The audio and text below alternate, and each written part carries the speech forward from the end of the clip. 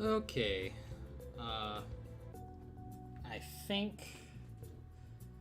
I think we're safe now. That was a whole can of worms. Well,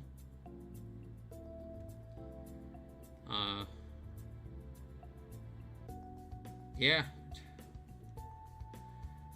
I do apologize if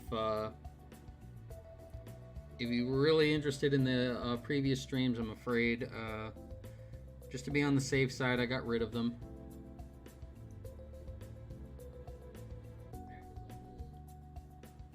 Hi Ryan, hi Blue. Yeah. Yeah, I don't know, just YouTube stuff, I guess, but I deleted it and a couple of other streams that have apparently been copyright claimed by somebody who creates royalty-free music. So, just to be on the safe side, because I'm just starting out, we got rid of it. And we're going to be starting,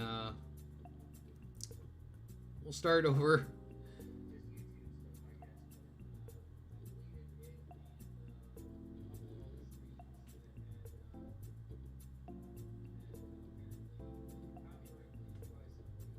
Yeah, I don't know. Anyway, we're going to get back to work. Again, I apologize. That was, it was not my intention for anything like that to happen, and hopefully we won't have anything like that happening again. You know, that's all I can say. I'm sorry.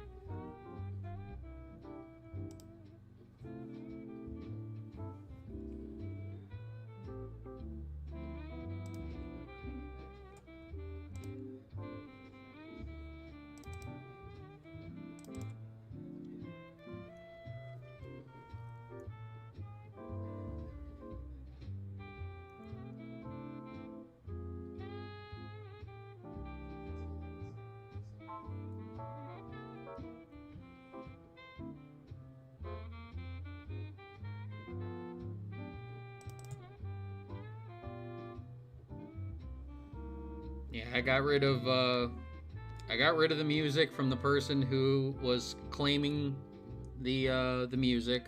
That's completely gone from the playlist. And I got rid of all the new music that I added, that I was hoping wasn't going to get claimed, but did, I guess. Like I said, I didn't get an email. I didn't get any copyright strikes or anything, and as we can clearly see, my streaming privileges haven't been revoked, so I can't imagine it was anything extremely serious, but it was serious enough that they just shut me down. So, oh well.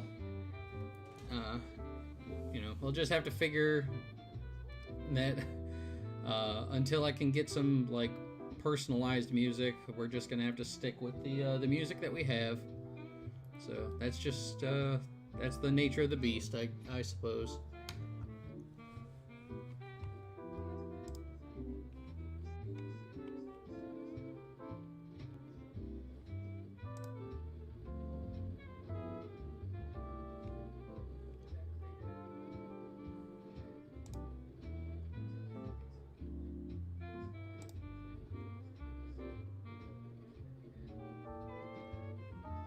Let's see.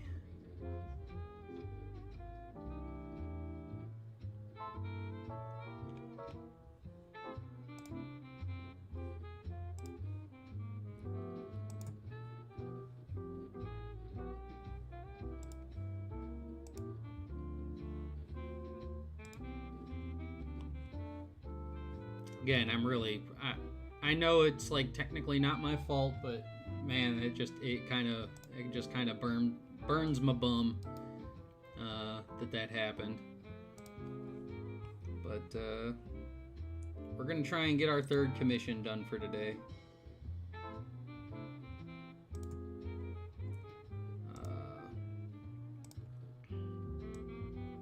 Oop, we're on free transform. We don't want that.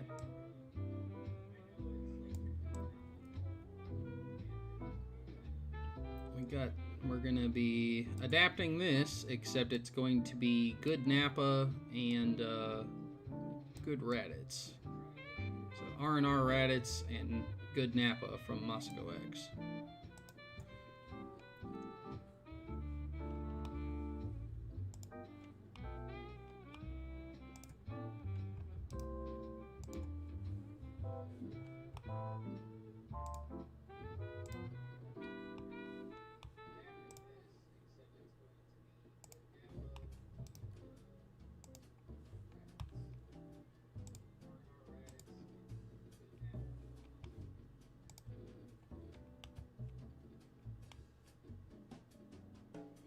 Yeah, I saw that music. It's I don't know.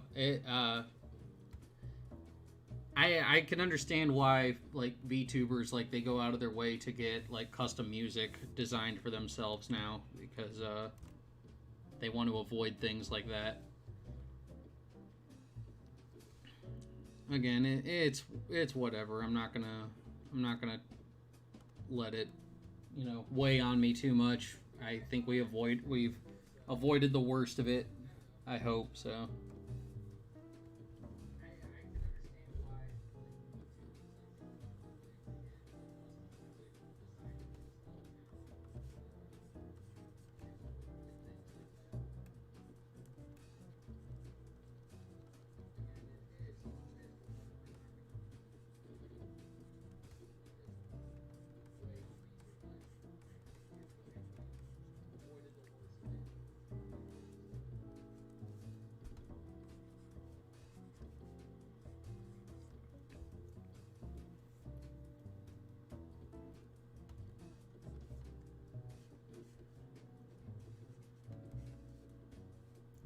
That's a question I would not be able to answer because I know I don't know how Masako scales his characters. I mean, I know Raditz, R&R Raditz is supposed to be like the equivalent of Goku and Vegeta, like training with Whis because he can go blue and stuff like that. So.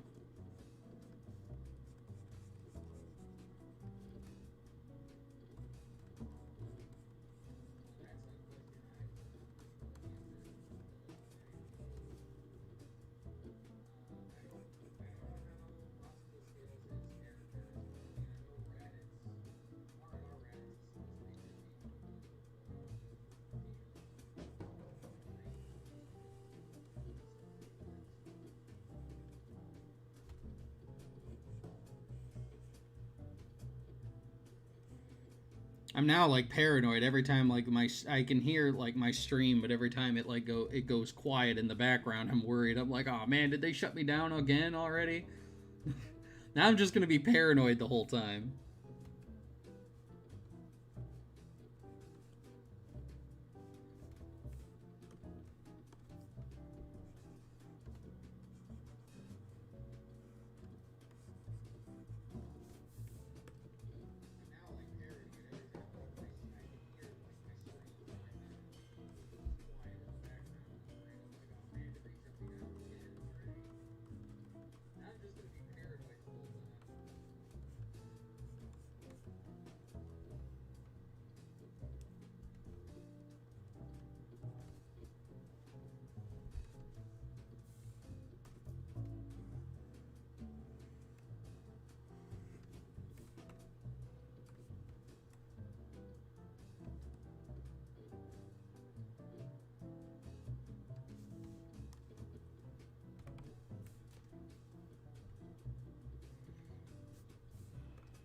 I appreciate that, Ryan. I like streaming. It's really fun and it keeps me busy and motivated and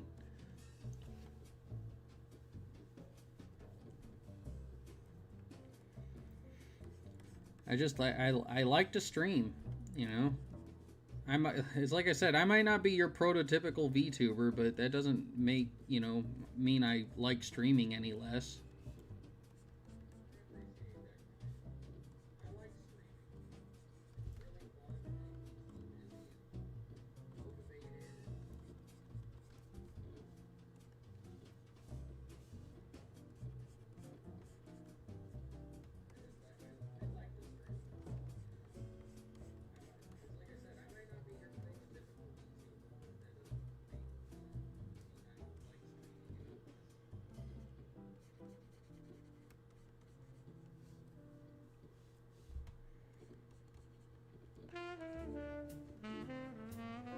just some hurdles and stuff we gotta cross.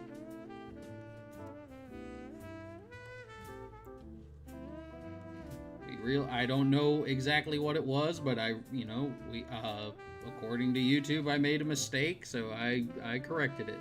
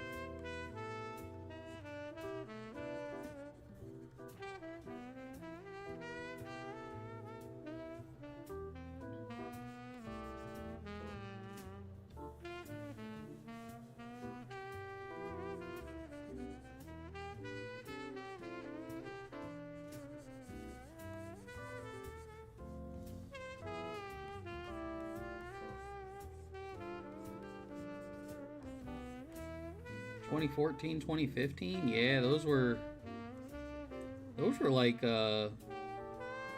heyday periods, I think, for Dragon Ball fan manga. That's when I was getting like the most people were like sending me like fan mangas and stuff to read.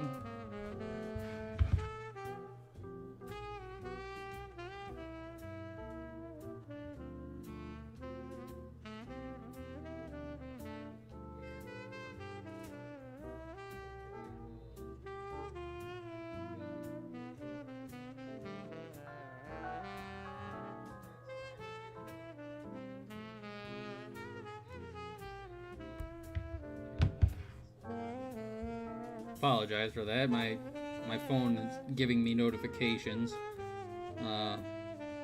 Nothing stream related.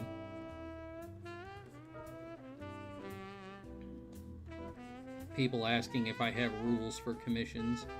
There are. If you read the pages, there are rules for them.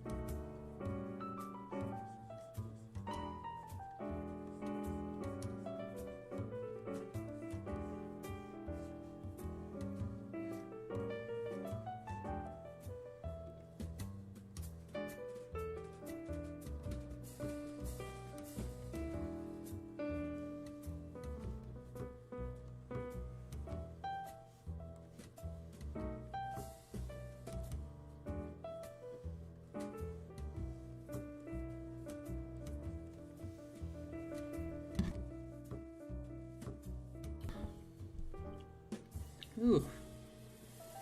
Yeah, hopefully we won't run into anything like that again. That was not fun.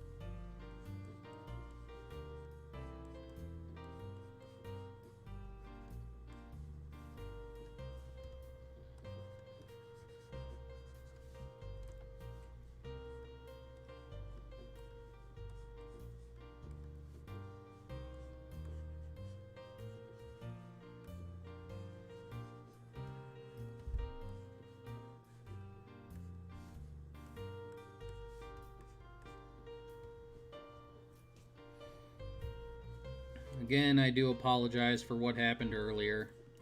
For anybody who, like, just my abrupt leaving so that I could try to figure out what was going on. I do apologize. We will try to make sure it doesn't happen again.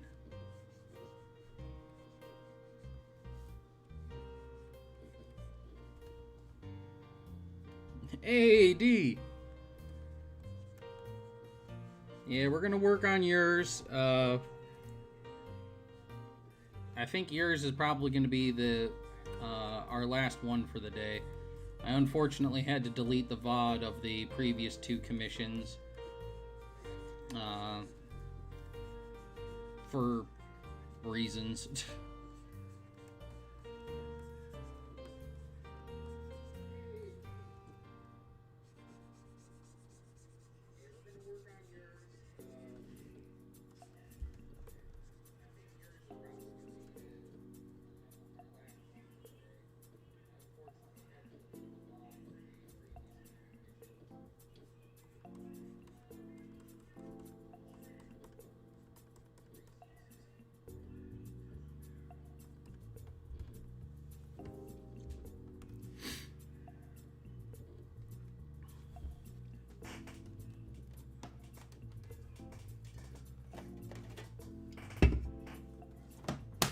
That actually stressed me out quite a bit. I need a drink.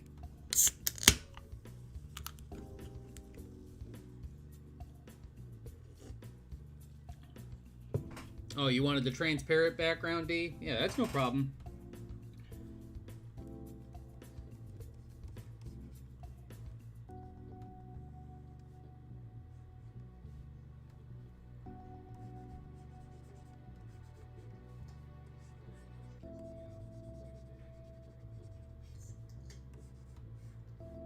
No, it is not alcohol. It is Cherry Coke Zero.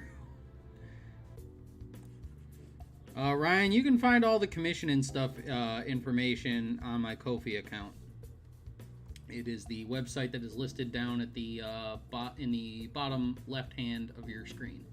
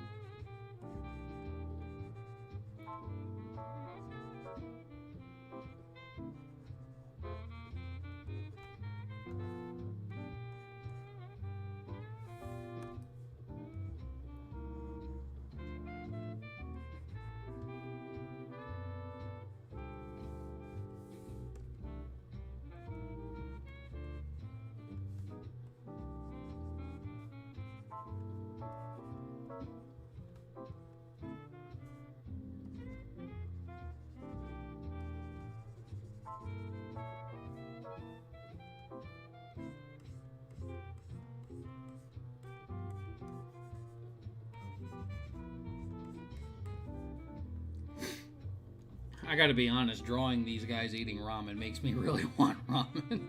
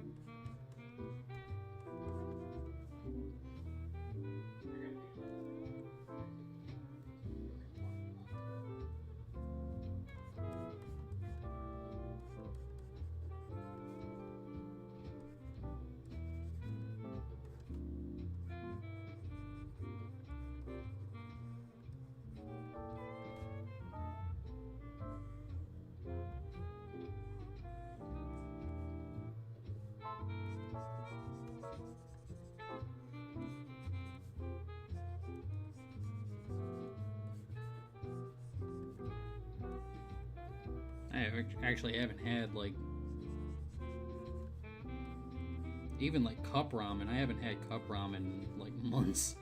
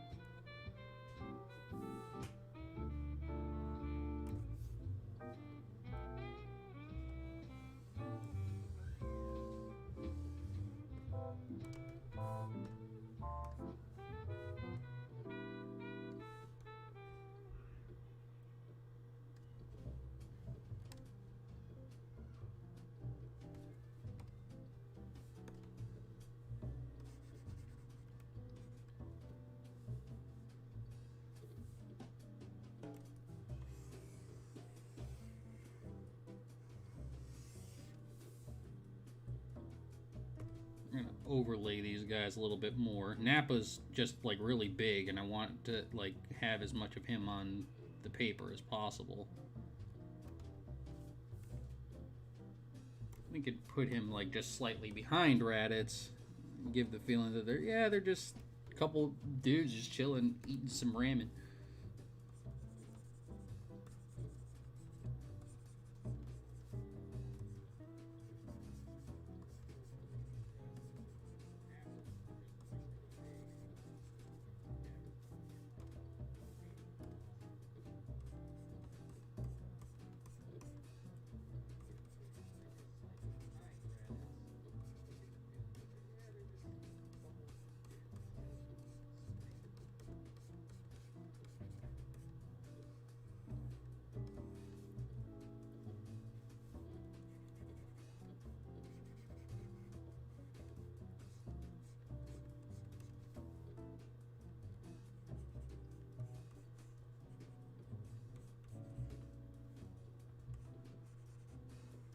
paranoia is really bad. Like I said, I can hear my stream in the background, and when it goes quiet, I start freaking out.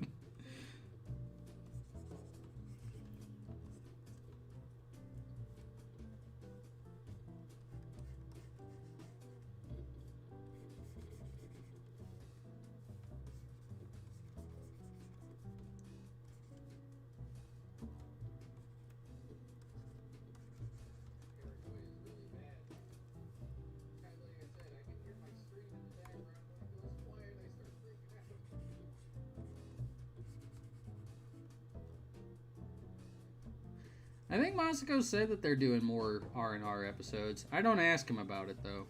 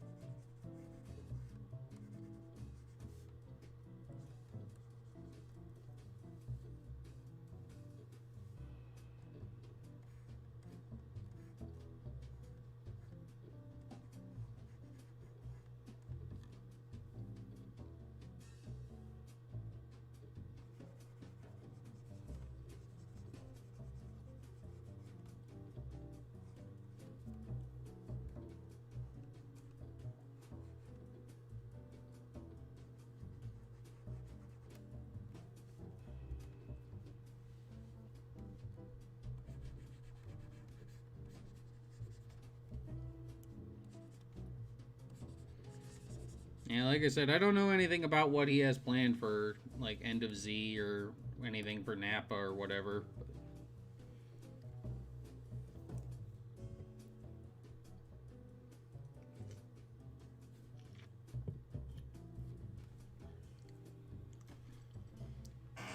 Oh, I didn't use anything. I just posted the video. I didn't make that video at all. That was actually made by a fellow from my Discord named Sidrian. Sidrian saying he made that video. I did not.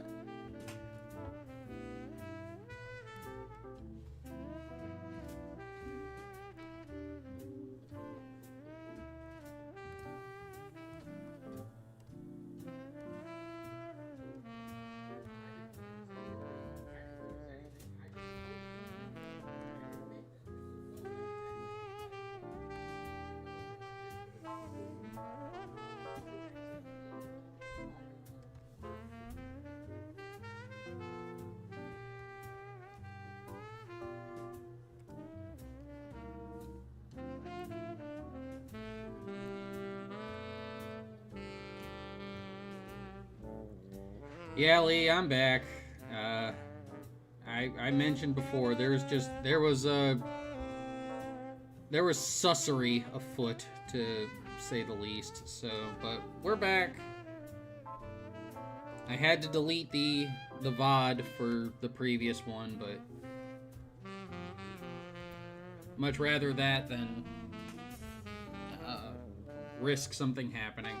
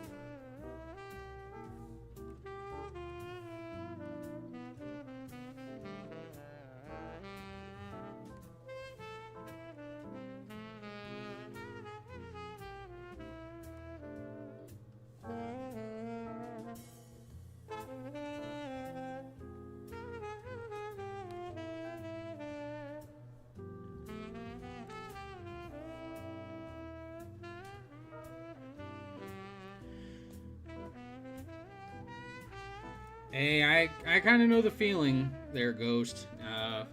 I'm not exactly thrilled with my ability to color. Uh, People enjoy my work though, so I mean, I guess I'm doing something right in that manner.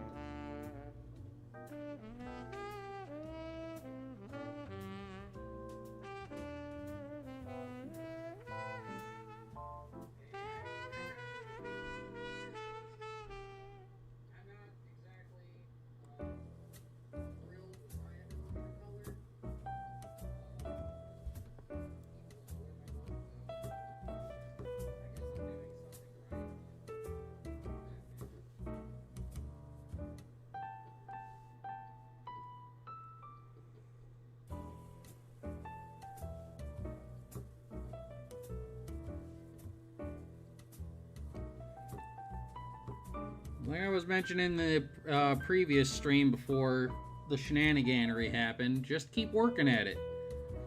You keep putting the effort and the time into something, you'll get better.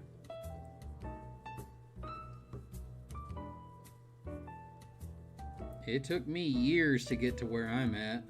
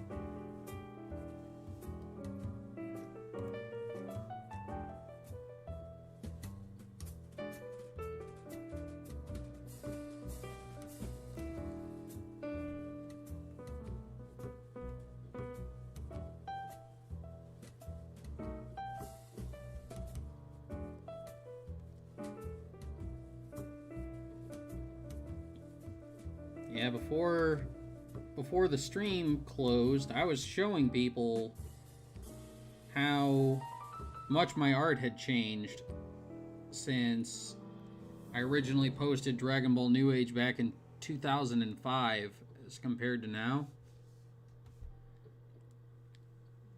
Anything that you want to do, you got to practice at it.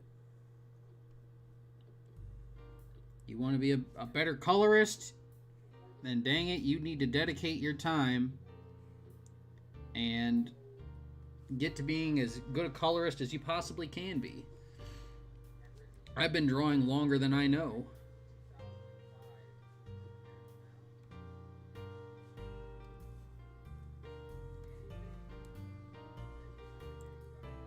Yeah, I've heard of Saiyan Scholar. I'm not entirely sure. I think he follows me on Twitter.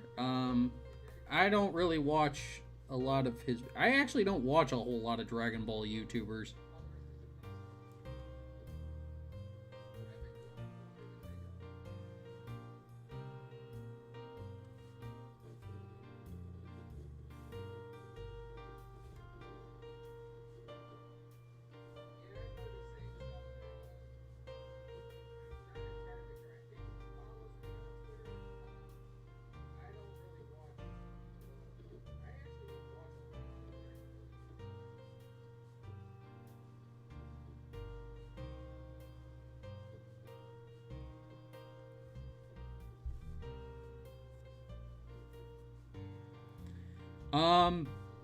When I first started doing Dragon Ball New Age, and up until the previous chapter of the definitive version, so chapter 7, up until then, everything was done by hand traditionally. It is only with that last chapter The previous chapter and the current one that I'm working on, that we went full digital.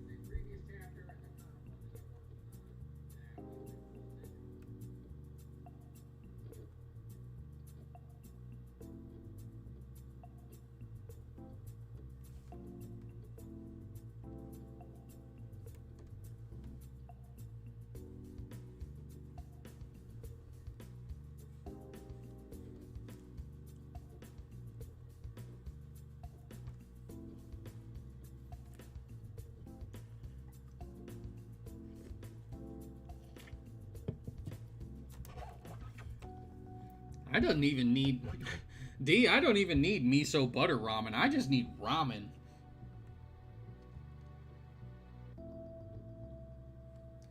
The last time I got to go to New York, we actually made a point to go to the Ichiran Ramen, but they already had a line around the block when I got there.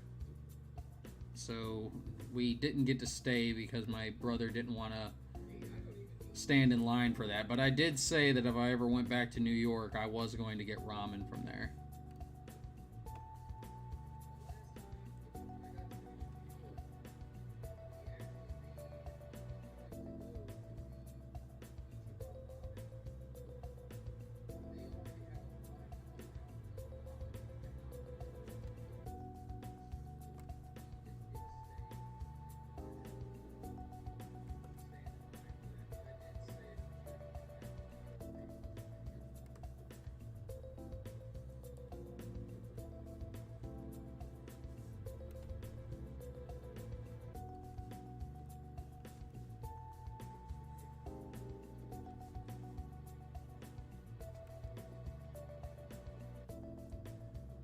Rigger's outfit is gray. In the old versions, it was blue, or, well, dark blue, and black and whatever.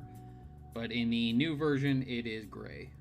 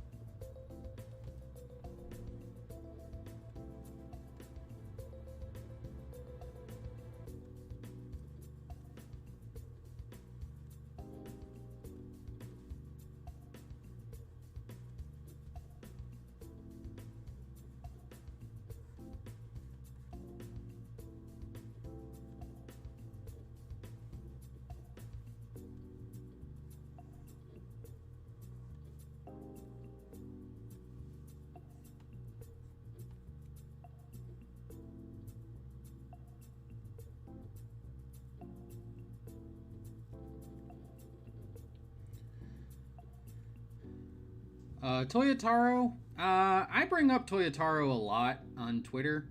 And I've actually defended him because I feel like a lot of times he does get dragged on Twitter for things that he shouldn't be getting dragged for. I openly criticize him, don't get me wrong. I do have critiques of Toyotaro's art. But my critiques come from a technical aspect.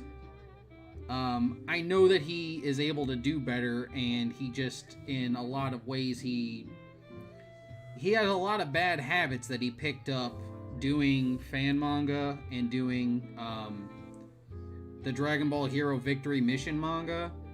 he picked up a lot of bad habits doing those things, and he has yet to break himself of a lot of them. And that's what I critique him and criticize him for. Other people, like, just drag him for everything. Like, oh my god, he put this cloud over here. Clearly, Toyotaro is the worst artist of all time. There are more things that you could criticize him about that he deserves to be critiqued for than some of the dumb things that people, like, call him out for. So, you know, and I understand the kind of position that he's in. He's, you know, he's trying to take up the mantle for the most popular manga, one of the most popular manga artists of all time. He's got a lot of pressure. You know, there's a lot of pressure on him to succeed. And, you know, he just, like, I can understand him, like, buckling under that pressure quite a bit. But it's like I said, I feel like he has a lot of bad habits that not only has he yet to break himself of, but he, like, seems to actively indulge in his bad habits. One of them being, he puts, like, way too many panels on a page. As somebody who, like, studied Akira Toriyama's art in order to try and emulate his style as closely as possible, including, like, how he, like, lays out his mangas and stuff, I remember reading through, I went through all of Dragon Ball, from the start of Dragon Ball to the end of it, and counted the number of panels. Like, this is how autistic I am. I counted every panel in every chapter, and on one hand, I can count the amount of times Akira Toriyama has used 9 panels or more on a single page. I can do that on one hand. Toyotaro uses multiple panels like that all the time, multiple times. And it is one of the things that I openly critique him about, is that he crowds his pages far too much. And I believe that is a bad habit that he picked up doing the Victory Heroes, the Victory Mission manga, where he only had like 3 to 5 pages or something, so he tried to fit so much into those pages. And it's a bad habit that he picked up that he never picked up, that he never broke himself of. No, it was not a joke. It was not sarcasm. I am autistic. Mildly. I'm high functioning. But no, it's like I'll pick up on things like that, and like in my Discord every now and again, like when a chapter or something comes out, me and the other people in the Discord will acknowledge how he could do less work and still do more with the pages. Like, just by subtracting a panel here and there. Like, some of the panels that are just superfluous fluff, that just don't need to be there, can improve the paneling and the visual look of the page itself. You know, but it's like I said, I actually envy I don't envy, but I also envy the position that Toyotaro's in, because he's in the position that I wish I was. I wish I was working alongside Akira Toriyama. You know, so I envy that position, but I don't envy the position of Toyotaro every month. You know, the new chapter gets listed, and then he gets dragged on Twitter over absolutely everything. It's like I said, he has things that he could be criticized for fairly, but I think people tend to drag him through the mud a little bit too much on things that he doesn't need to be dragged for.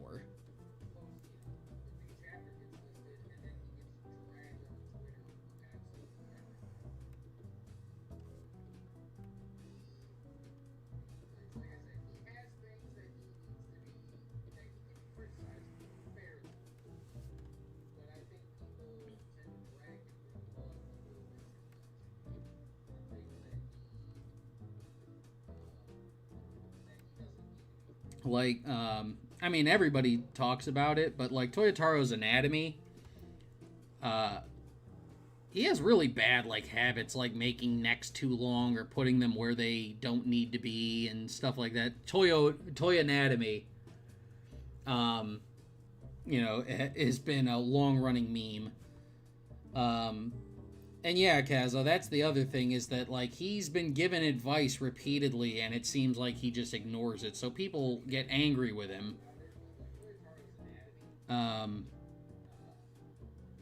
but like some people just outright hate the guy. I don't hate him. You know, um, I don't hate him. He's just he's not my favorite artist.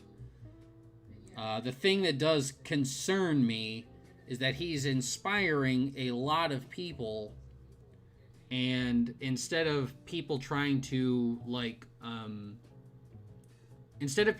emulate Akira Toriyama, there are people who are emulating Toyotaro's art, which I think in a lot of cases is not good, because they're emulating the bad artistic tics that he has, that they shouldn't, that are not things that you need to be replicating.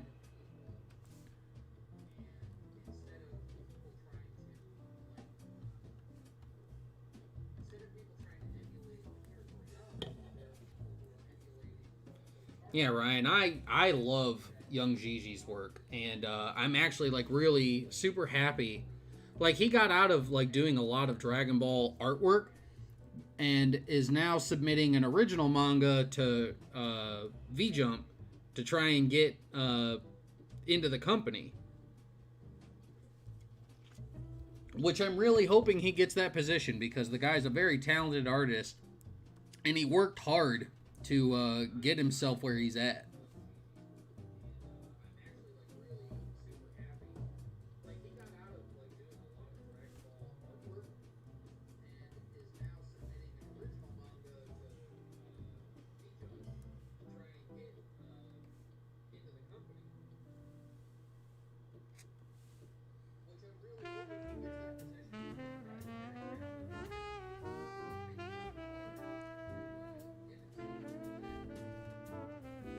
Yeah, I remember like a lot of people used to criticize Young Gigi because like he basically he whole hog traced like whole pages and stuff from Dragon Ball all throughout the manga.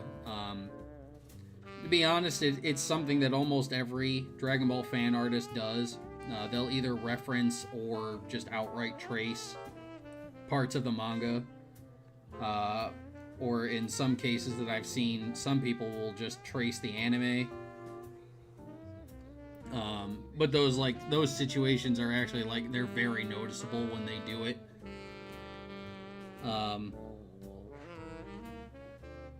But like he stopped doing like Dragon Ball fan manga a couple years ago, and started working on doing original mangas to try and get noticed and get into doing manga like professionally. He's been living off of doing manga, like his Dragon Ball stuff. He sells them at like conventions and stuff, and is able to sell them online because they're more lenient on people in Japan with that kind of thing.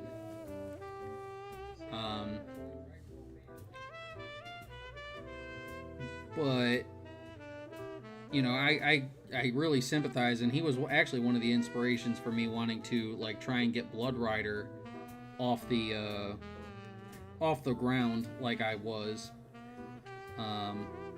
Which, by the way, I am still intending on continuing that. I know people have asked me, and people were worried that it's a dead project. It's not.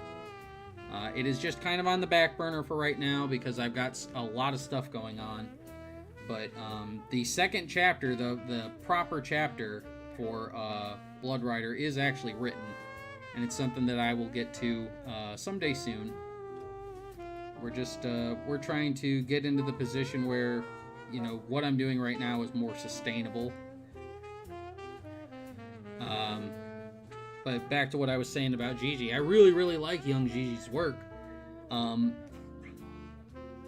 think my two favorite Dragon Ball artists I mean, besides Akira Toriyama, obviously. I really, really like Dragon Garo Lee, the guy who did That Time I Got Reincarnated as Yamcha manga. His art is fantastic.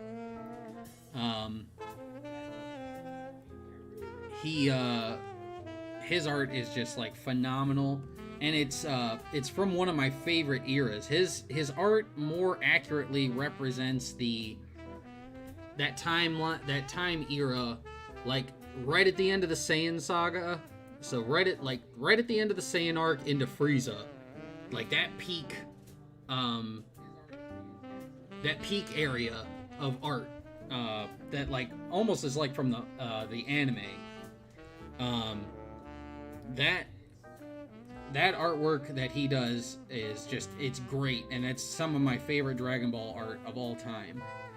And then the other person is actually somebody who works in the Dragon Ball video games, who posts artwork all the time. Fenyo. Fenyo does some of the best Dragon Ball artwork I have ever seen. If I did not know any better, I would swear it was Akira Toriyama. I really wish that like Fenyo would have gotten picked up to do like the manga. It would have looked like it can almost 1-for-1 be Akira Toriyama. Fenyo is the closest I've seen to actually emulating Akira Toriyama's style like 1-for-1.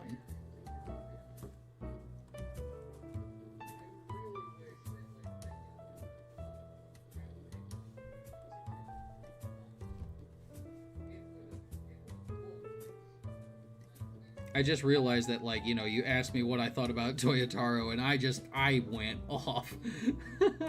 I'm sorry.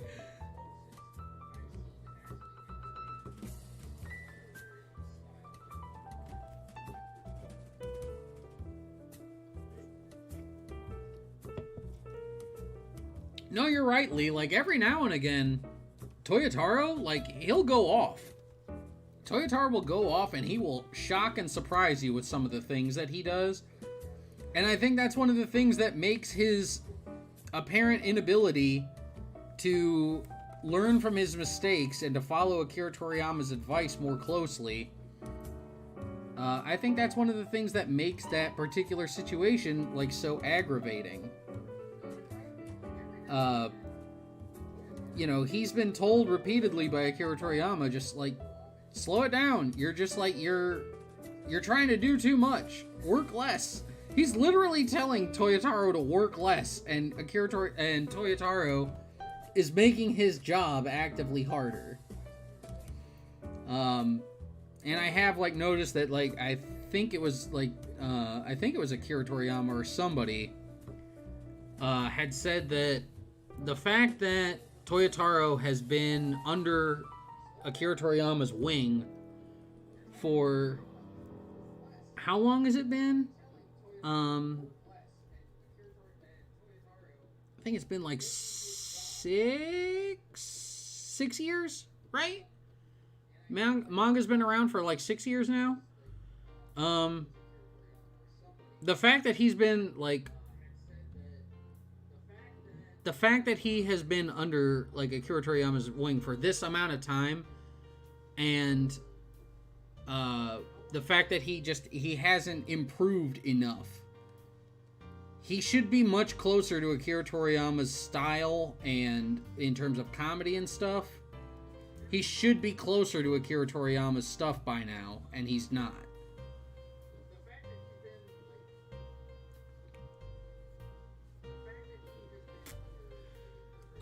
The Taco Papa code should be something that you do at checkout. If not, I posted a link. I can post a link in the description of this particular VOD. I'll post a link with the code, and maybe like it'll bring up where you can put the code in there. But I think it should be at the checkout screen.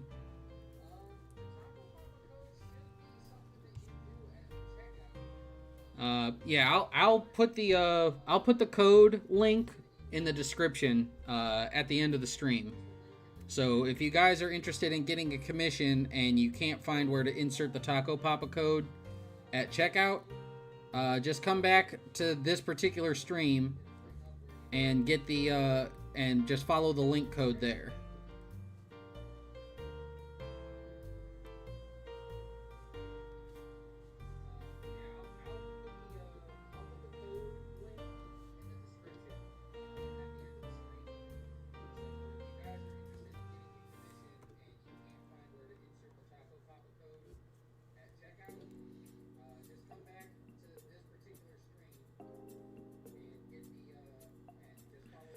Young Gigi's like Dragon Ball artwork from the start was not really that good because he was basically, like I said, just tracing the original manga and a lot of it.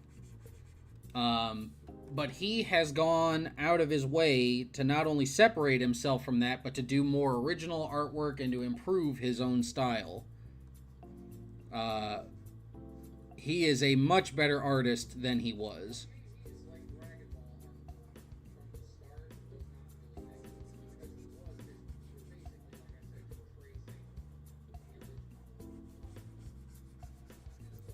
Like I saw some of the original stuff that he's posted on Twitter recently, and like, man, the original manga that he was doing like looks really, really fun.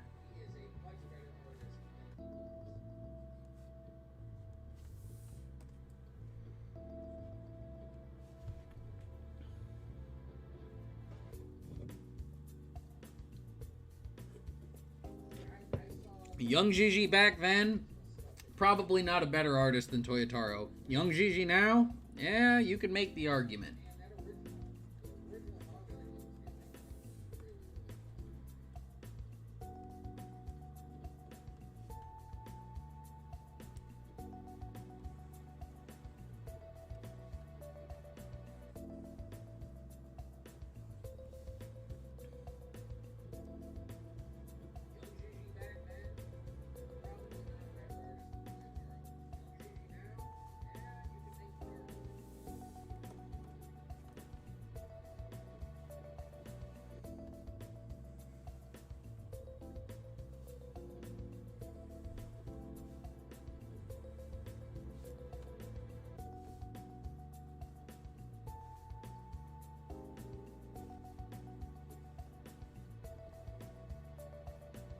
Yeah, Dragon Garo Lee is like, he is like far and away superior.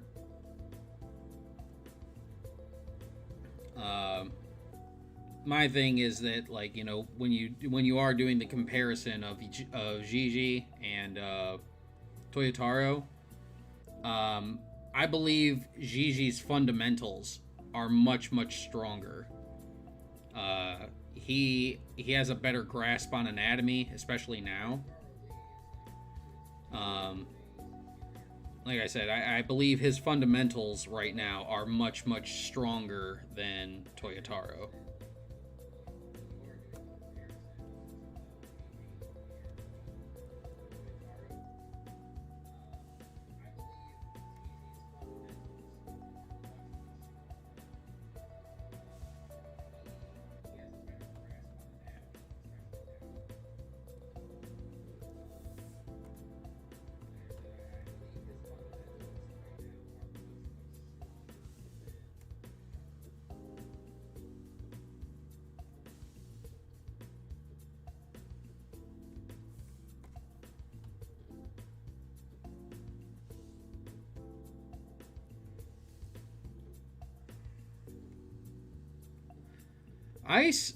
Ice's design is like super edgy Frieza. It was literally like you took Frieza and Cooler and put tattoos on him, and that's what you did. I was not a fan of Ice. I did think that Gigi had like some really interesting designs for his Shadow Dragons. Um, I like. I mean, as a creature of culture, Booba Dragon Girl was actually like, you know, probably like my favorite for obvious reasons. But no, I actually thought that some of the Shadow Dragon designs were really cool. I actually liked the concept of Chio and Marble, or Chioko and Marble. You know, Gigi's stuff, like for that era of Dragon Ball AF, it reminded me a lot of actual GT. He had a lot of good ideas and just a really flawed execution.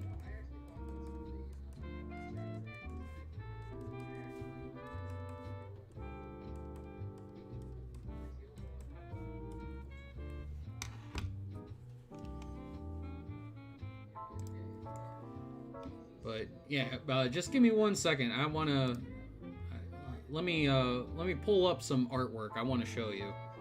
This is what I want to show you what I mean by, like, I wish this person had been picked up to do the manga.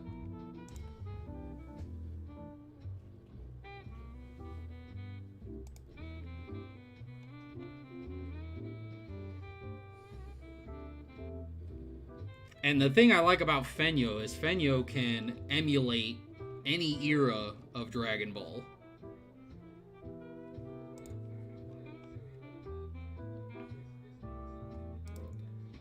Like, this is one of the new ones.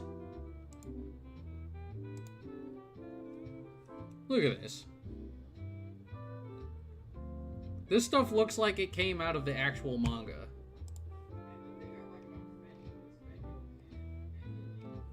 Here, this is one of the ones that sold me that Fenyo should have been the one to do the manga. This blew my hair back. Like, I could have sworn that this was done by Akira Toriyama.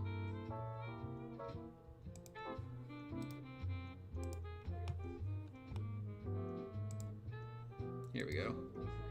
Look at this. This is fantastic. This art is great.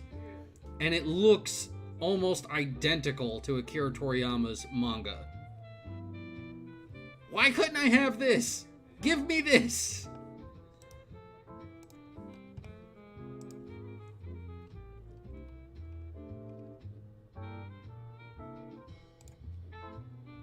Here, let me bring up another one.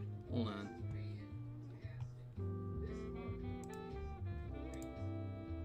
Here we go. Look at this. Look at this. This Fenyo is on another friggin' level. I am telling you. If you're not following Fenyo, you need to be. This art is, like, immaculate.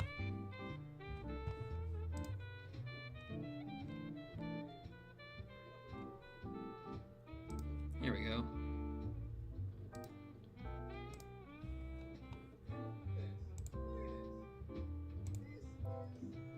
Look at that.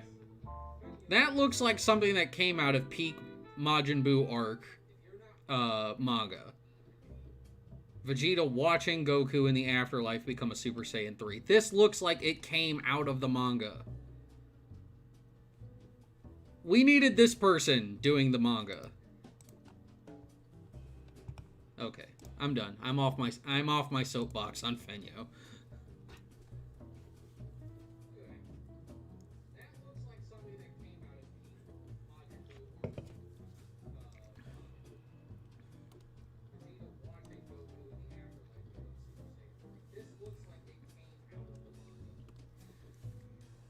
Alright, now I'm back on my work.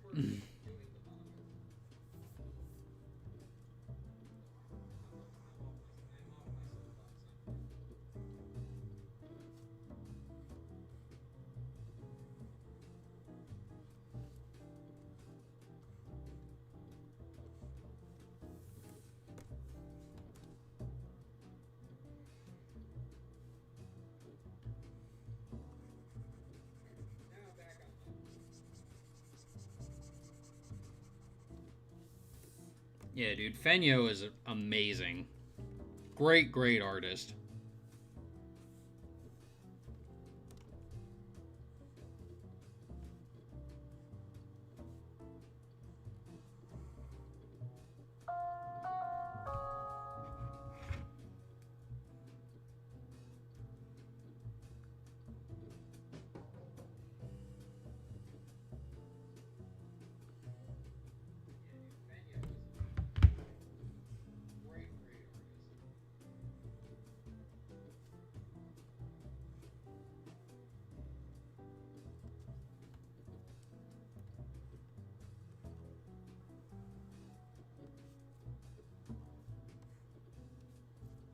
Sorry, that notification is... That's one of my Twitter notifications.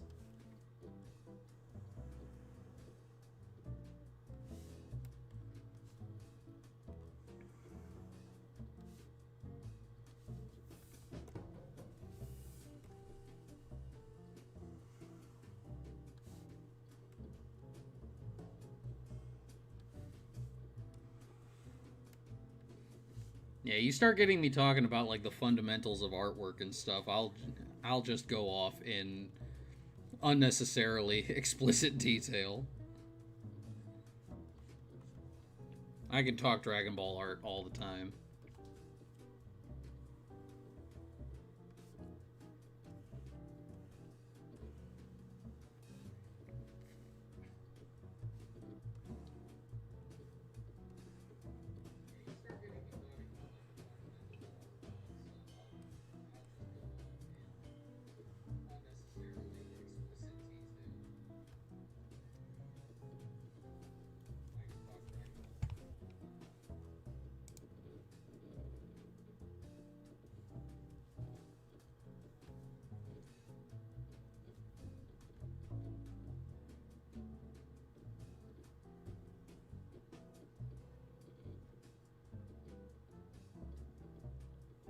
Masterin? Oh, you mean Serrano? Yeah, no, that wasn't Serrano at all.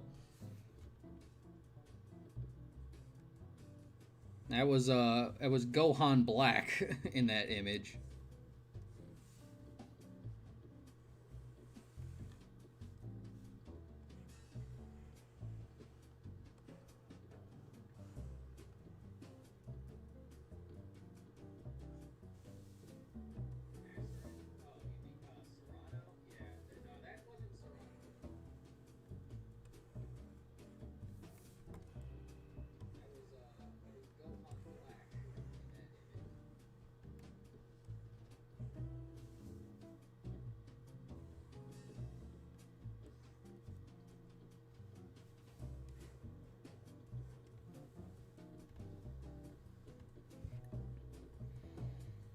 Yeah, Gigi worked his tail off to improve, to get his fundamentals better,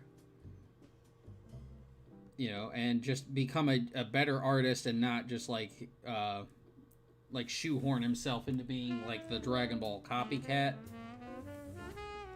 You know, he busted his hump to try and break that stigma about himself. And I respect him a lot for that. Plus, he is senpai, and he notices me. We follow each other.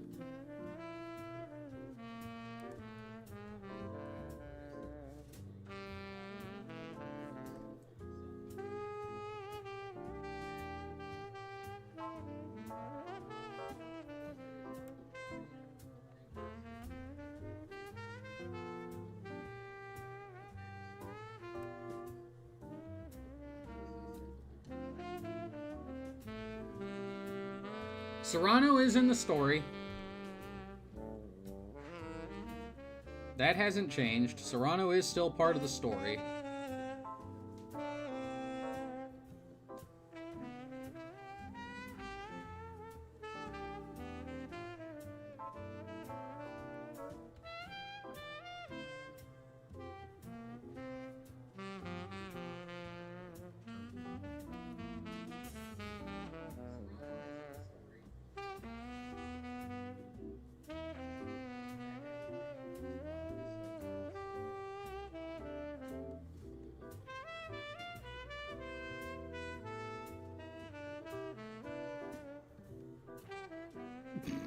I just love how goofy Nappa looks with his giant mouth full of noodles. You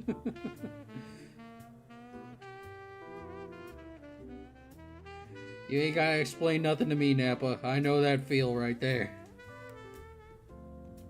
Hello, Chrono.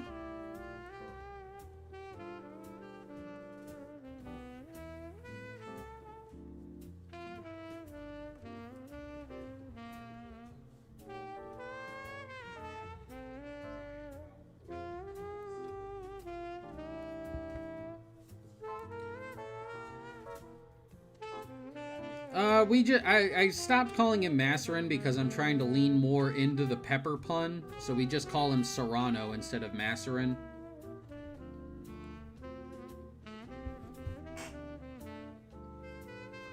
Well, yeah, Fenyo is like he's an artist for, I think he's an artist for Legends and Dokkan Battle. He does freelance work, but he's known for his Dragon Ball artwork because he works on the mobile games and stuff.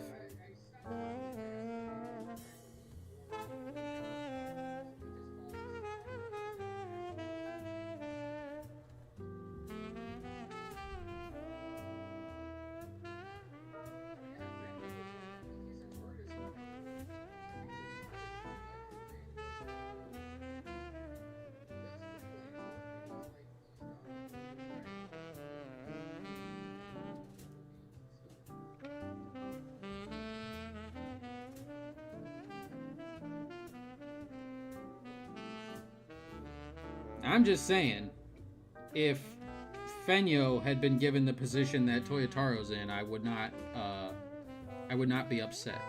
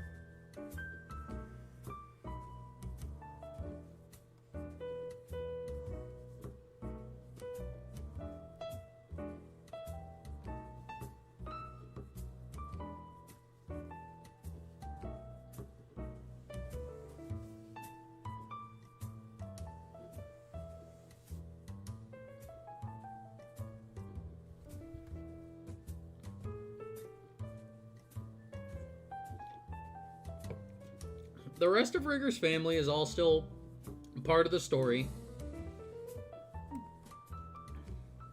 Basuko, Savina, Roko, and Koto. They're all there.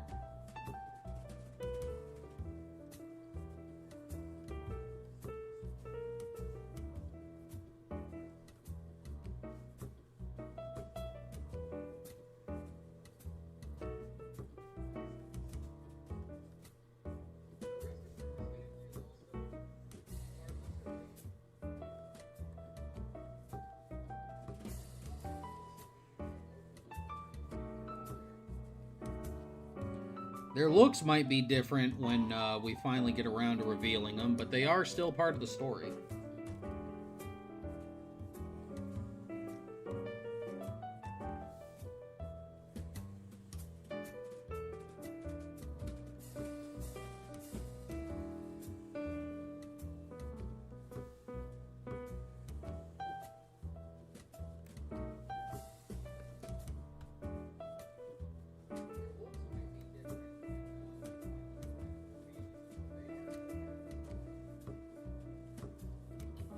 I mean, heck, Rigger mentioned Masserin already.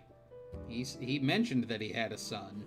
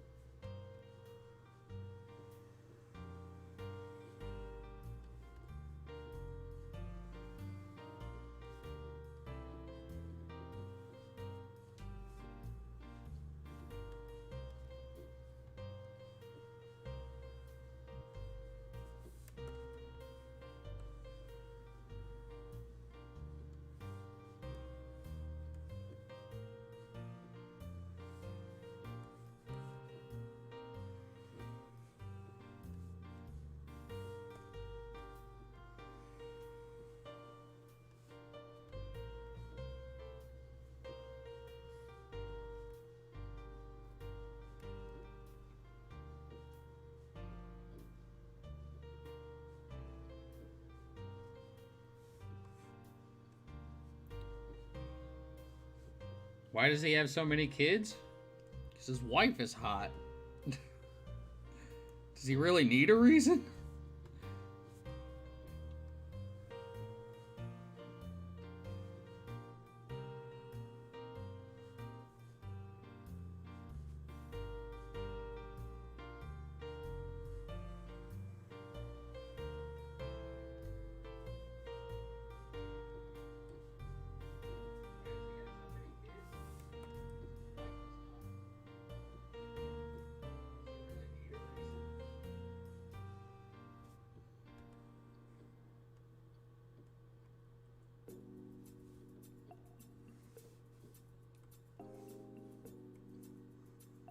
Yeah, Goku and Vegeta both have 2 children.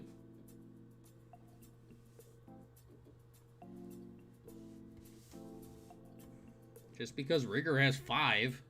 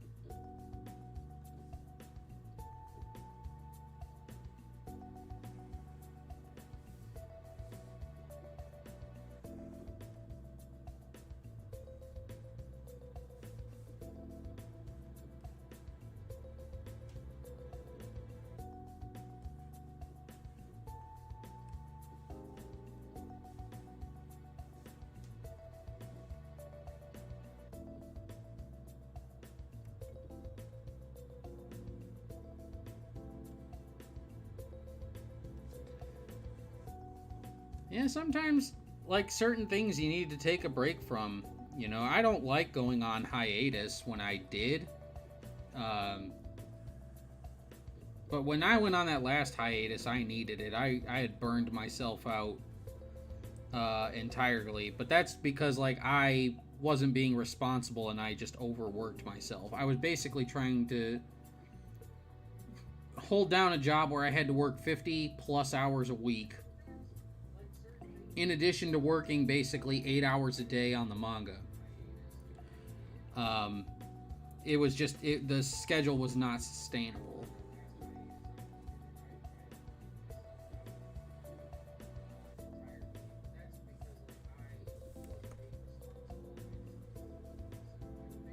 Don't work yourself into exhaustion, basically. Don't do it, you know?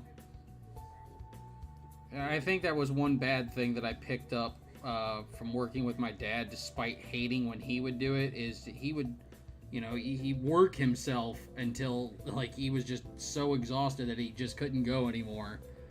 And I always criticized him for it, and then here I am, years later, doing the exact same thing. Working to myself until I'm so burned out that I don't even want to look at paper.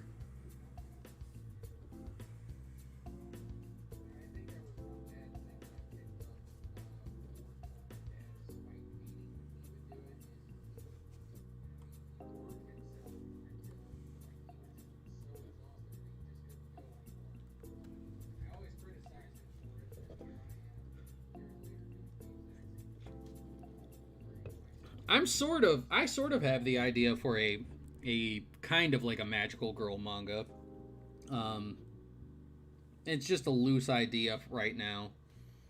Um, but I called it RAR XP, and it's basically like it was supposed to be kind of like an isekai, sort of, where the main character is like this teenage dude who, you know, he goes into a video game or whatever, video game world, and he's just completely ineffectual. He's so low level, he can't do anything.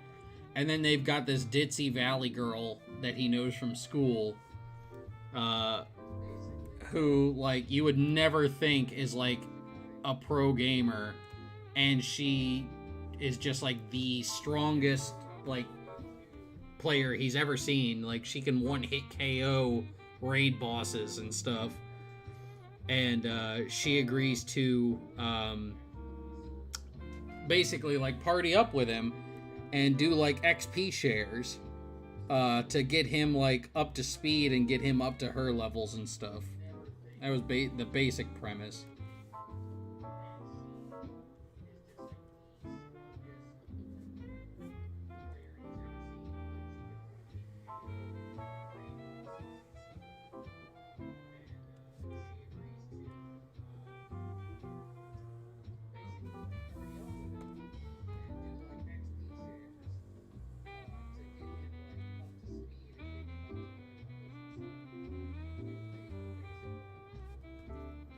I thought it would be fun.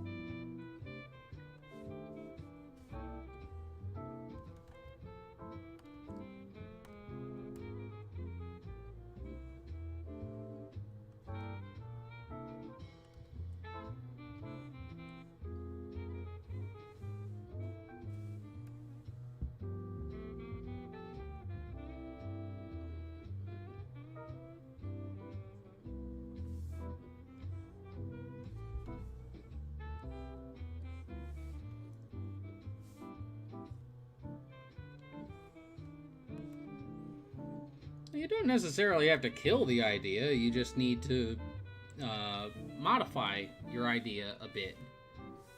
You know, I think one of the reasons, like, you know, certain series that I won't name on here are getting dragged right now on CR is because their concept is wholly unoriginal. It's not inspired at all. They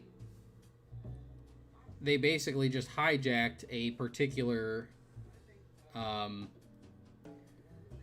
they hijacked a concept and executed it extremely poorly.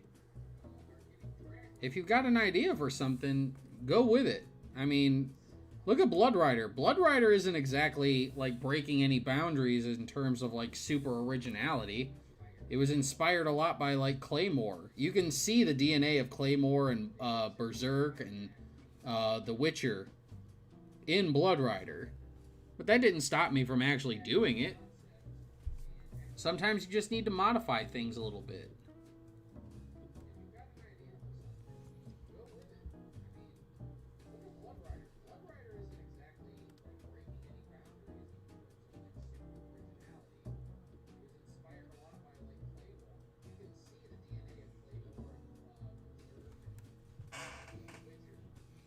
Just look at these two mooks over here eating ramen.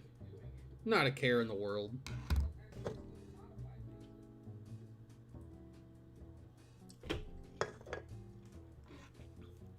Alrighty, let's get this bad boy colored.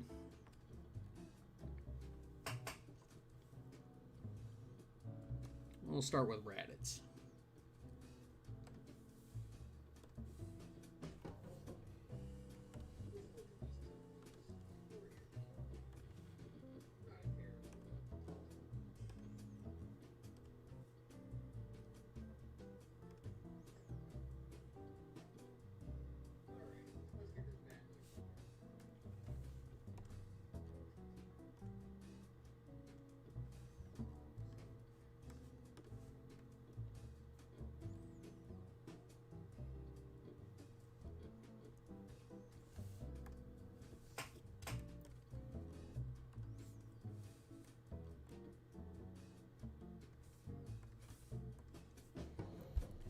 It might be wasted potential, D, but, like, you know, not every character can be a main character, you know?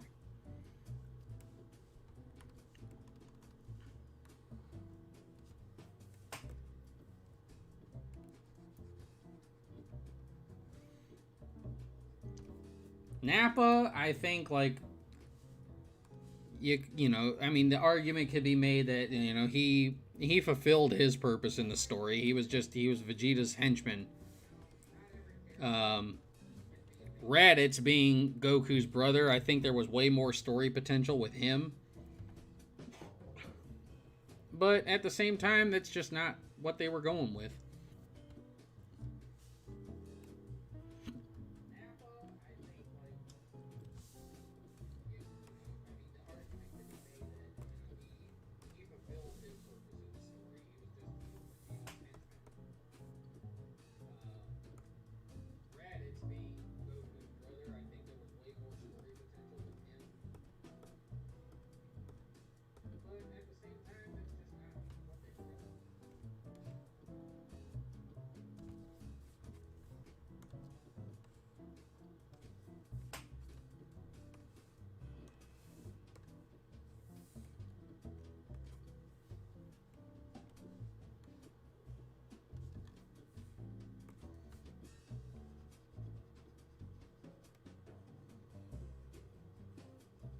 Yeah, there's a lot of things that you could point as like wasted potential that, you know, that they've been mentioned or whatever.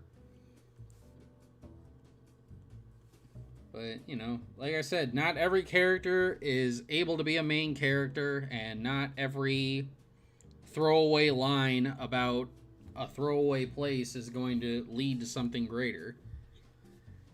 I think it's worse when you mention something like Vegeta wanting to go to Planet Sadala or whatever, and then you never deliver on it. I think that's worse. I think it's worse to say, "Oh yeah, it'd be really cool for me to go and do this thing," and then never do it, rather than say, "This planet existed," and then never show us that planet. But they have showed us that planet.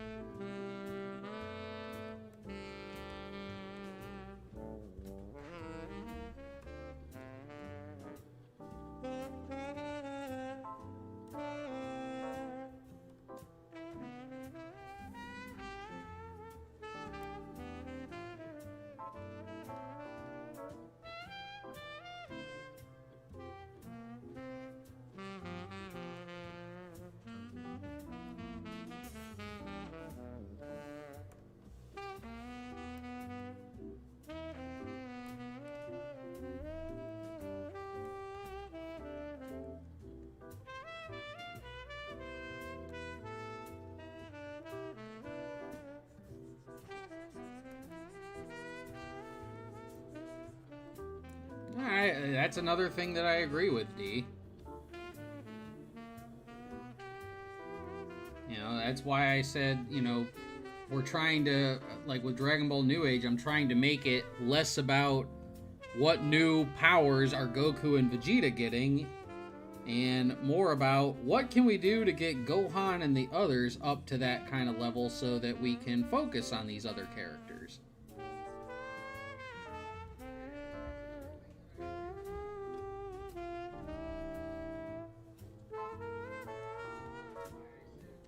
I can. In fact, I wish the Cowboy Bebop live action was a bad fever dream.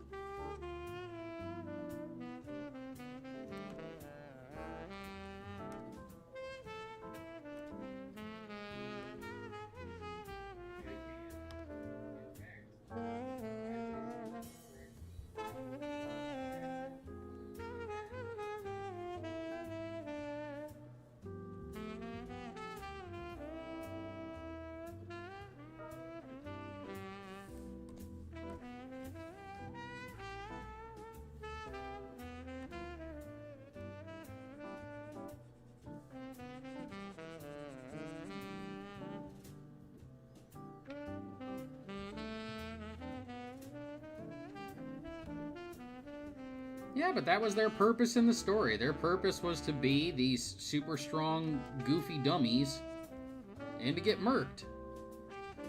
I mean, because you gotta remember, Akira Toriyama at that point wasn't really planning on continuing the series. He was looking at Frieza like the final villain.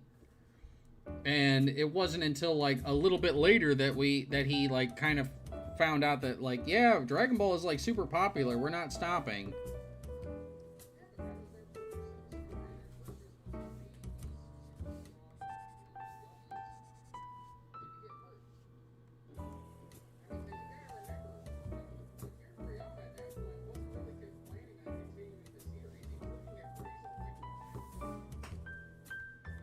And if you look at everything about, like, Frieza leading up to the end of the Namek arc, that whole thing read like it was supposed to be the end of the series.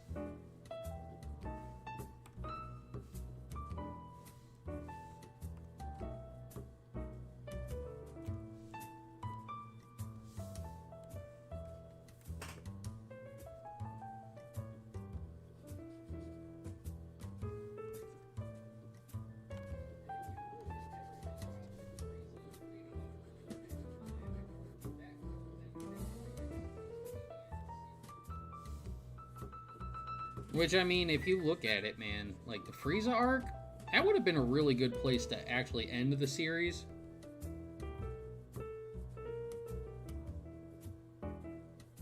I know there's an official theme song for the Ginyu Force. There's been a theme song for the Ginyu Force. The Ginyus are bombastic enough that they deserve their own theme song.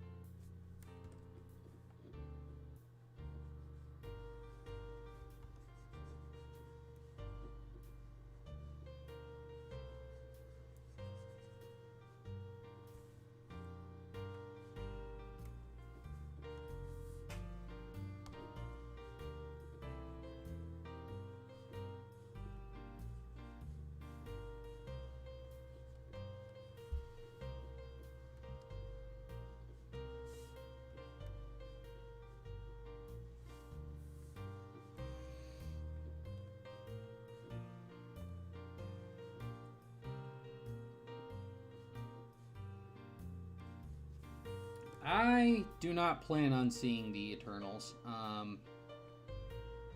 Even long before it basically was revealed that it's Marvel's first like super flop. Not much about like the upcoming phases actually like appeals to me, to be honest. Like I want to see Doctor Strange in the Multiverse of Madness, and I want to see Spider-Man No Way Home. And other than that, I don't care about the MCU at all. I am just, however, glad that I lived long enough to see the MCU's first flop without ever having to waste my money to go see it.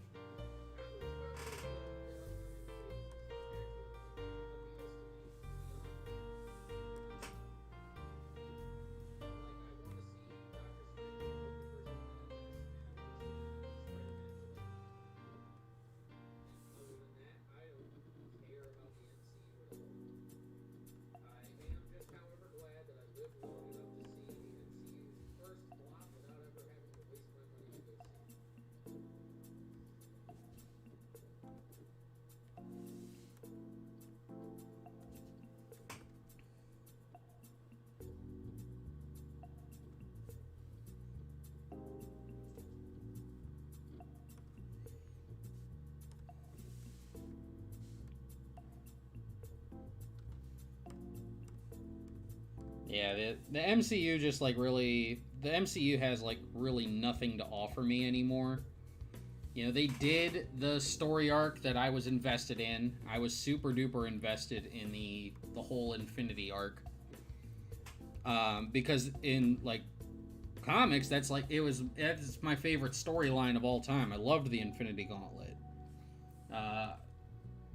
So I really wanted to see how it got adapted into the movies.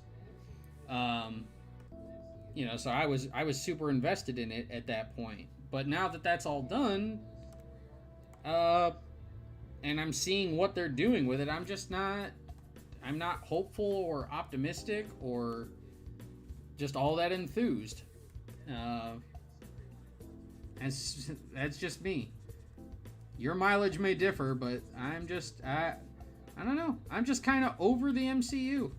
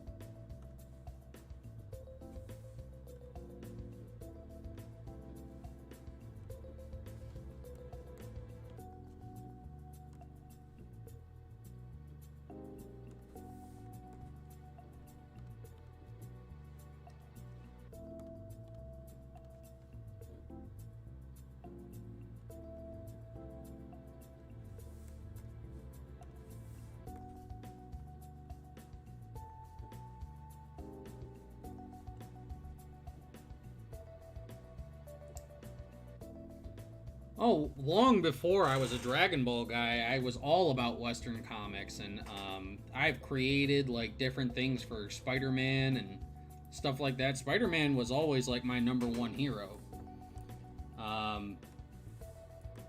But I had a very substantial falling out with American comics.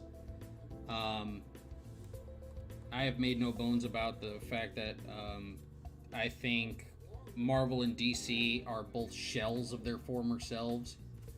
But that's not to say that I don't still read Western comics.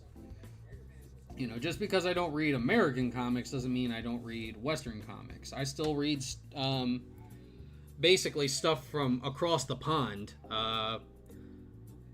I picked up the omnibus for a book called Bouncer, which is an Old West comic. And I also have the the basically the updated definitive versions of Elric of Melniboné by Michael Moorcock. Very, very good series. Great art, great books, really well written. And it was the story that basically inspired The Witcher. So, I mean, if that's something that floats your boat, that might be something to look into.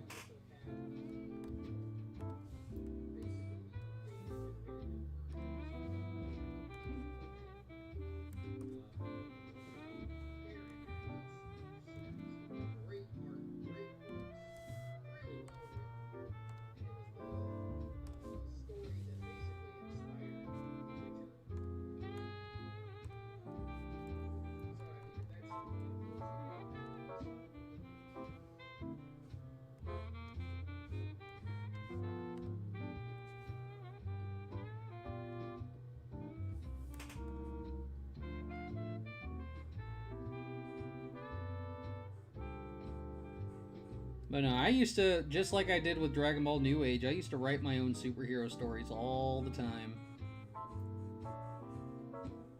I have written so many little stories and comics and books and stuff all the time. I probably have like my own, I would probably have my own library with all the stuff that I've written. That's not to say it was all like very good.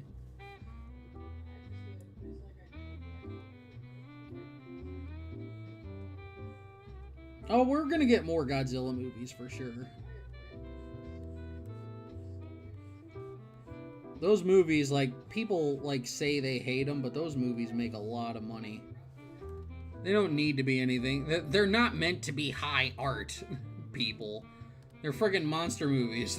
It's about a giant monkey and a giant lizard. It's not meant to be high art.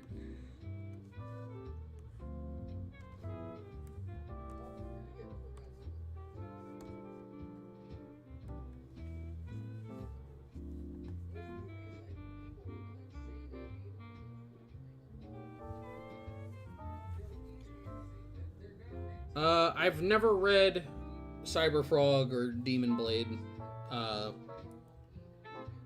anything like that, you know. To be honest, it's like I said, I haven't like read a whole lot in terms of like American comics lately.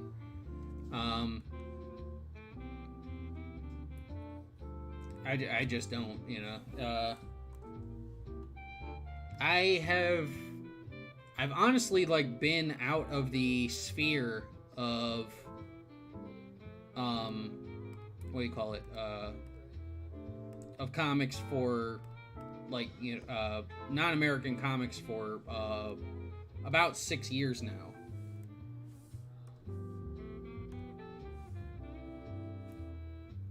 I mean, I'm all for people like trying to, you know, set out on their own, do their own thing.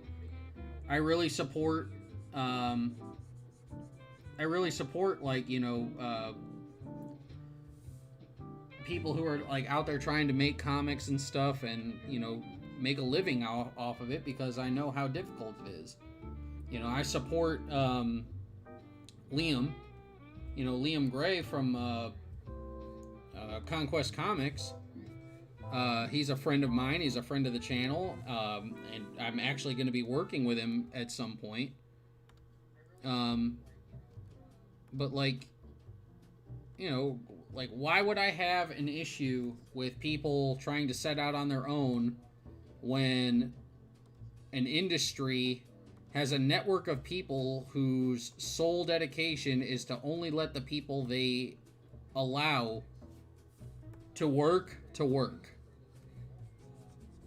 who, you know, whisper behind your back and do everything they can to tear you down. That's a really toxic environment to get into. That's like when people ask me, well, do you want to like do, you know, you want to go work for Marvel or DC? People used to ask me, you know, that used to be my dream back in the day, was to go work for Marvel or DC. Now I don't think you could pay me to go work at Marvel or DC.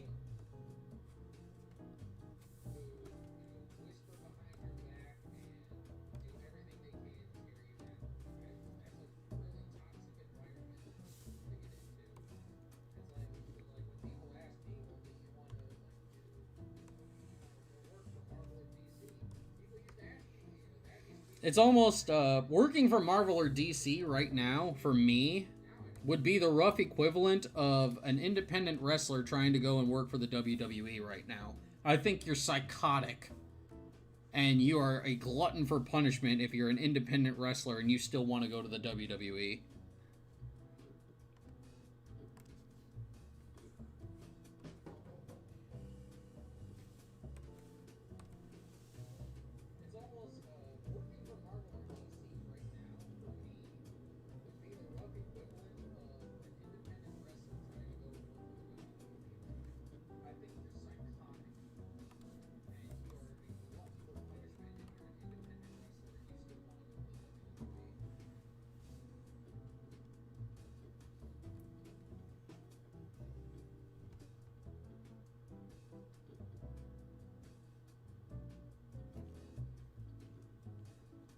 Yeah, Marvel, modern Marvel and DC. I haven't picked up any of their books like lately. I believe Harleen was the last like Marvel DC property that I picked up, and after that, the only other book that I picked up was I picked up the trades. I basically got all of the trades of the Invincible comic. I picked all those up, and that's been about it. Uh, Besides Marvel and DC, like with Marvel and DC, I'll pick up like an odd, I'll pick up an odd back issue here and there, but I've largely just like stopped buying their books. But again, like if like somebody is trying to like make it out on their own, I might not agree with like I don't know anything about Ethan Van Sciver or anything like that. I don't know anything about those people. But I'm not going to criticize them for trying to make it out on their own. That's what I'm trying to do. Why would I criticize somebody for that? For trying to, make it out on their own?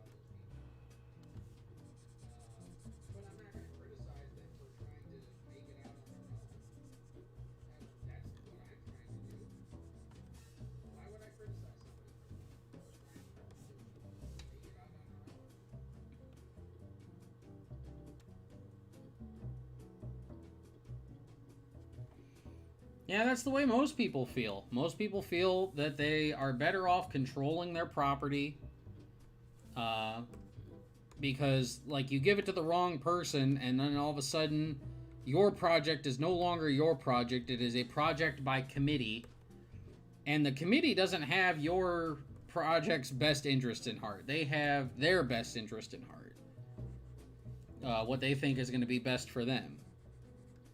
We see it all the time where properties get like they get taken over and they become shells and they are no longer what they were meant to represent.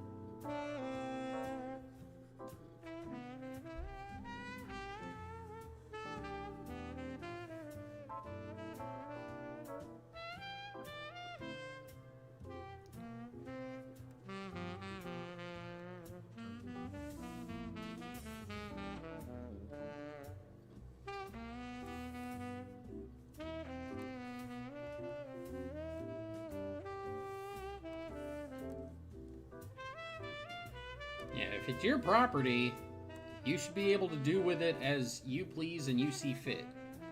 Nobody should have the right to tell you what you're allowed to do with your property.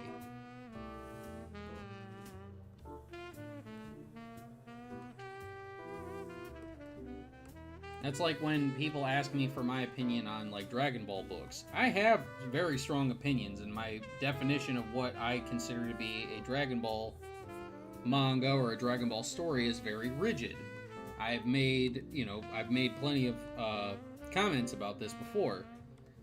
That if you ask me what I think a Dragon Ball story is, I'm probably very, very much different than most people.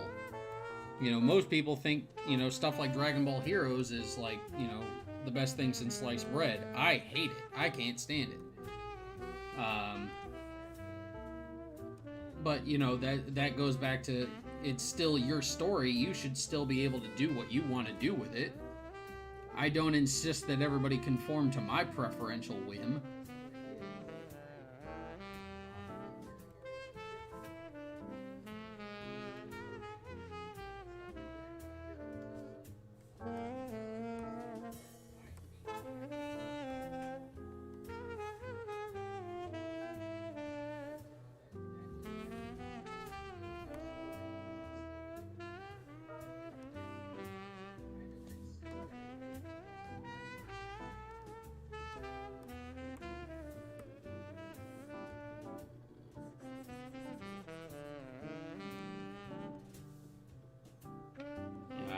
I say that I write Dragon Ball New Age,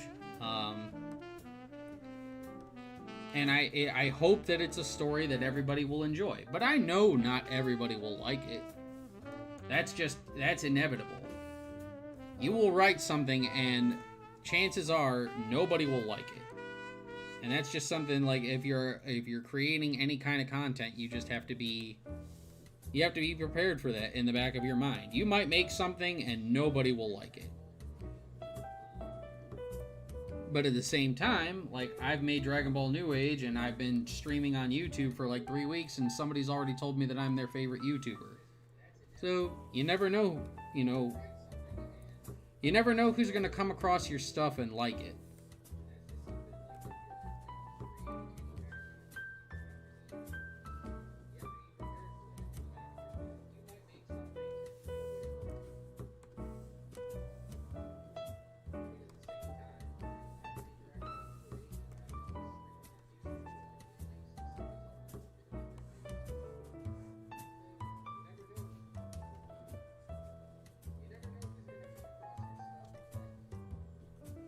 Everything might not be for everybody, but it's for somebody.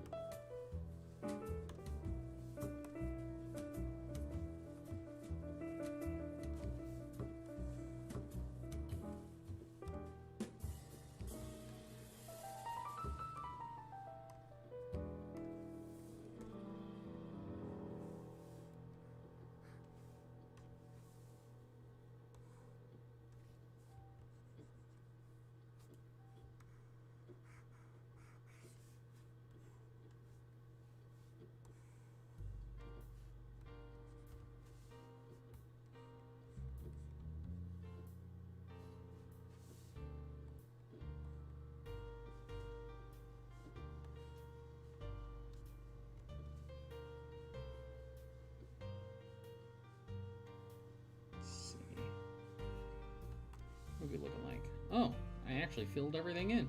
I was not expecting that. There we go.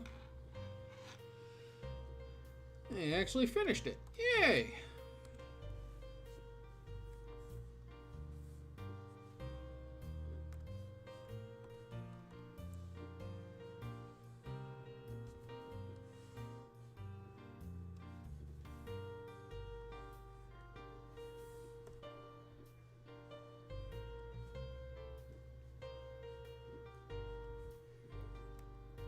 No, honestly, I have not. Usually, like, when it comes to something with Dragon Ball New Age, unless it's something that's going to be in the story, I tend not to think about it. I leave those kinds of speculations up to the readers.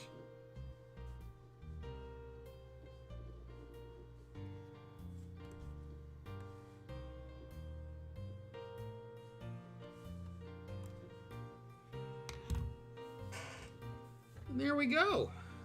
We're all done. Alright. Well, shenaniganery from earlier notwithstanding, I think we had a good day. We made a lot of good progress. We finished up right at 8 o'clock, pretty much. Got 3 commissions out of the way. Let's see. Where does that put us in the queue? That gives us 4 model sheets, 2 manga pages, and a bust. And then a manga bundle after that. So we're actually like doing really, really good. So I want to thank everybody for coming out. Again, I really apologize for everything that happened earlier. If you guys are interested in getting commissions, I know there was the question about where to put the Taco Papa promo code.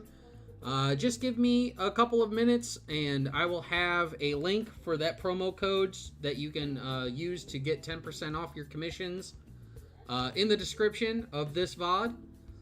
But yeah, that'll be up there in just a couple of minutes.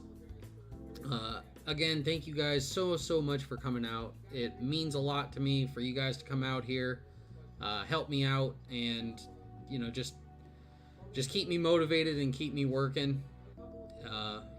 It means more to me than you guys will know. But we will be back tomorrow. We're going to try and dust off. We'll probably go into the 2 individual manga pages tomorrow and maybe the bust quote-unquote CD cover. We'll either do that or we will do the CD cover and the model sheets, one or the other. But thank you guys so much for coming out. This has been Malik Torihane. We are in the TEMPTacle Lounge. You are in the TEMPTacle Lounge. It is closing time, and I will see you all tomorrow.